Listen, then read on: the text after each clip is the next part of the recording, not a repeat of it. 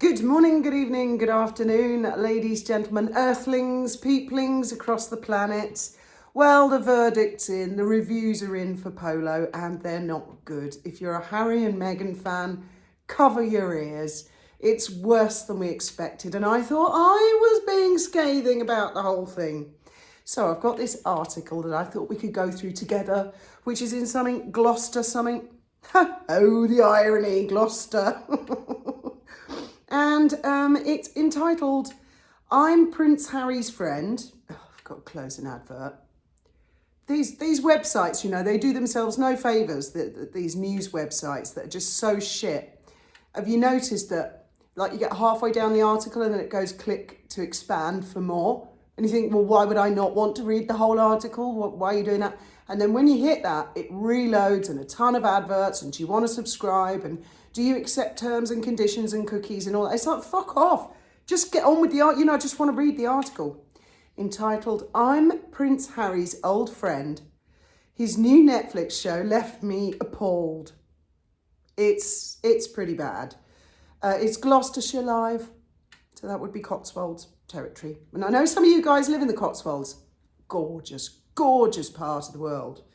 I saw a life coach who does stuff down there. He looks quite interesting. Might look into him. Anyway, let's get back to it. I mean, firstly, I'd like to say that scathing as we were yesterday, the young lad, I think he was called Timmy, I quite liked him, and it was clear as a bell that his mum adores him.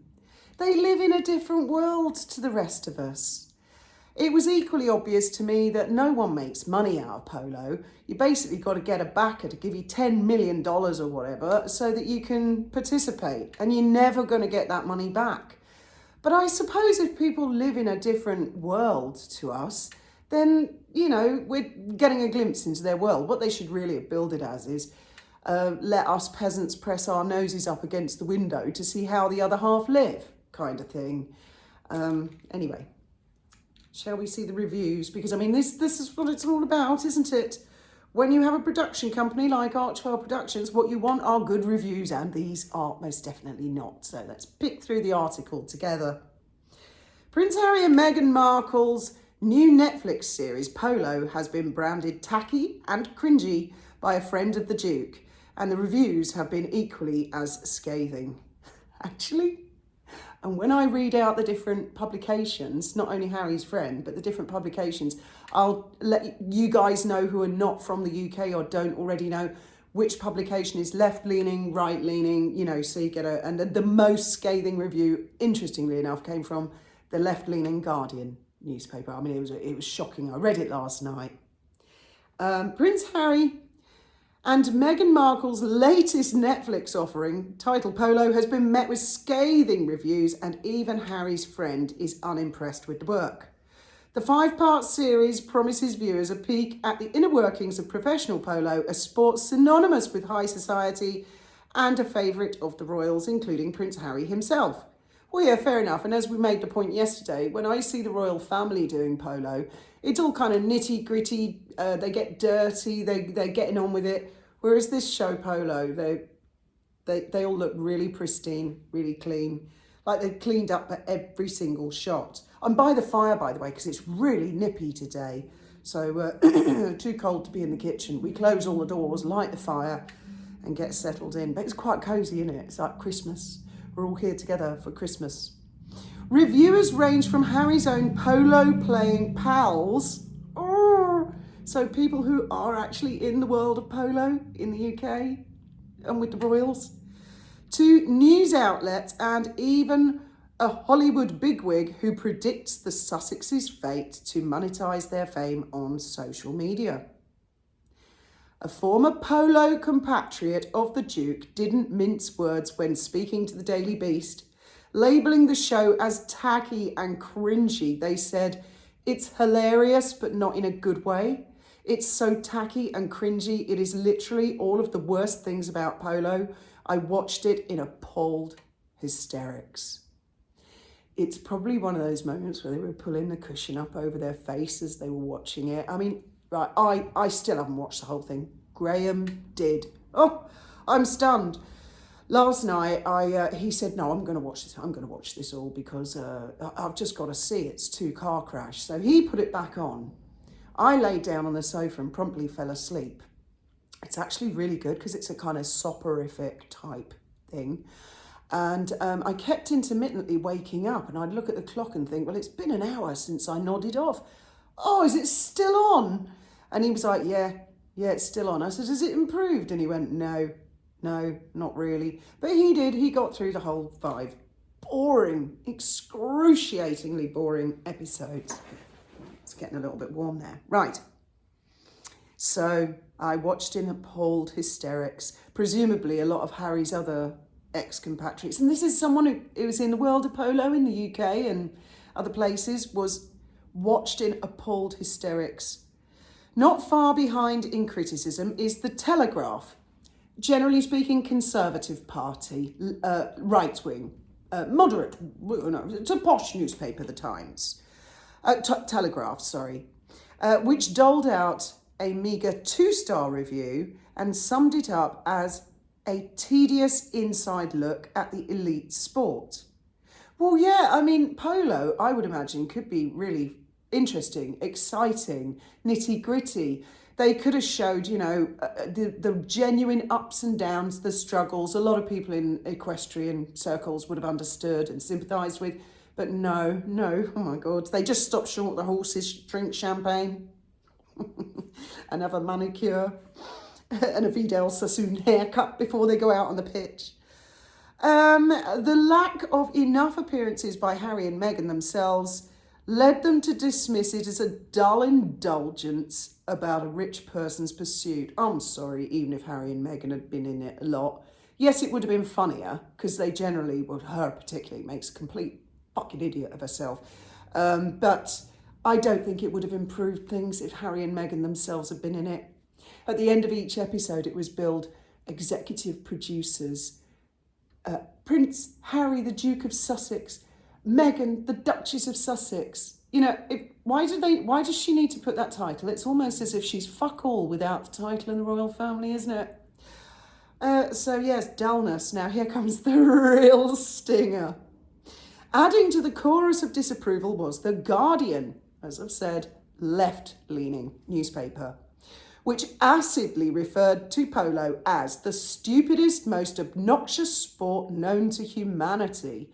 Well, ouch, that's harsh, because Harry's mate and royal family, they're into polo. Let's move it. Oh, that's actually really rather effective, that fire. Oh, this is lovely. So yeah, I think to call it the stupidest, most obnoxious sport known to humanity is a little harsh and is writing off literally just about anybody who's into polo, and that's pretty unfair. So poor old world of polo is getting it in the neck now because of idiot Harry and his idiot wife making their idiot Netflix show, and I bet Netflix are feeling like a bunch of idiots this morning reading all the scathing reviews and pretending none of it ever happened, and don't worry, it'll all be over by January next year when the contract ends. Their assessment didn't improve upon viewing the series, condemning it as clattering and niche, reports the Daily Record. Adding to the criticism, they likened it to a spoof documentary that might play on screens in the background of episodes of Succession.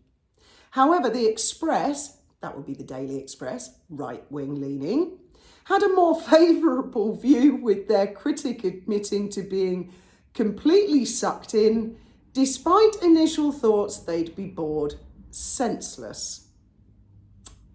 Bless. A senior Hollywood executive confided to the Daily Beast, quote, "This looks like it has failed to capture the imagination. You think?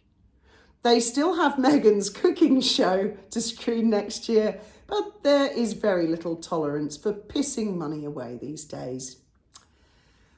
They questioned whether anyone cares.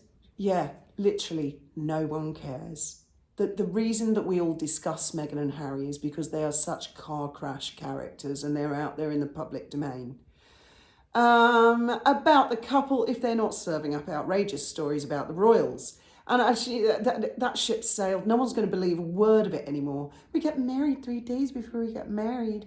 Remember that one, the poor old Archbishop? Oh, as if he hasn't got enough heat.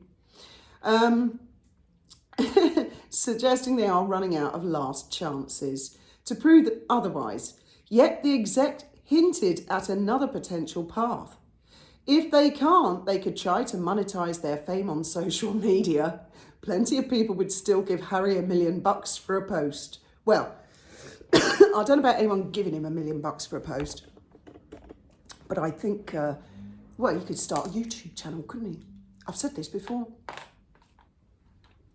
So could she. They could do what they like on social media, couldn't they? And then they will have to face the wrath of criticism. You know, you have an Insta account, you have a YouTube account, you're out there, you're going to get your critics. We've all got our critics. Oh, that reminds me, Diane Durham is in court on Friday the 13th, this coming Friday, so that we can all hear, because it's a public, that's the UK justice system, this is not stalking, it's a public open justice system, and we will find out whether the court feels that she is fit to plea mentally, because she had a psychiatric evaluation with the forensic psychiatrist last week, I think. So we will all find out, because she basically, for anyone who doesn't know, Diane Durham, the one who threatened to put a bullet in mine and Graham's head, the one that was part of our little terror cell of critics, the one who threatened to bomb Buckingham Palace and copied in the Met Police, woohoo! So, I mean, the clues were there already, is the same one that stood up in Leeds Magistrates and went, yes, I did it, your worship, not guilty. And they went, are you sure you want to go to Crown Court? Because it kind of sounds like you just said you did it, which would be guilty.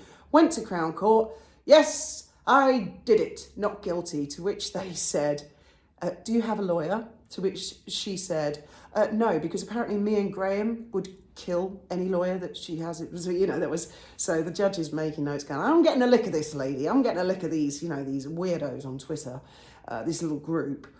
And he said, well, you really need a lawyer, and I am asking for psychiatric reports. So that's what we're all going to hear about that. It's been all over BBC, ITV. There's another person who's been arrested in Gloucester, Cotswolds, I do believe. A man, but we wait to see what's happening there, if anything at all. So we all have our critics. So Harry and Meghan, if they were going to go on Instagram and YouTube, they'd have to sue the whole fucking internet to not get any critics. Now, no one minds critics. It's great, the more the merrier. Everyone should have critics, Harry and Meghan, as long as they're not threatening to kill people, threatening to bomb people, stalking their children, being super creepy, posting pictures of little boys in their underpants, etc., etc., you know, woo, pedo territory, as I've said before. So Hazza is there right now, and Judge Fancourt's getting well and truly fed up with him and saying he's not going to let him turn the whole circus into a public inquiry. So Harry's battle against the newspapers continues. Does Harry not realise that in this day and age, the newspapers are an infinitesimally small part of the world of critics?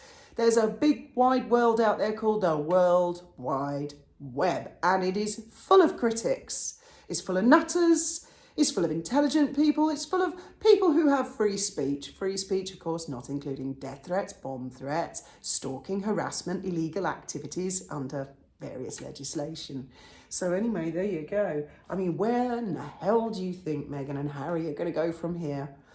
I really, Netflix, please don't cancel Cooking with Megsy. Please don't. I want that one. I think we will all have a bloody good laugh when that one comes out. That's going to be the creme de la creme. Cooking with Megsy. I'm really looking forward to that one. And I might even do another parody. I know it's been a year or two since I've done one. Anyway, your thoughts, opinions on the whole thing.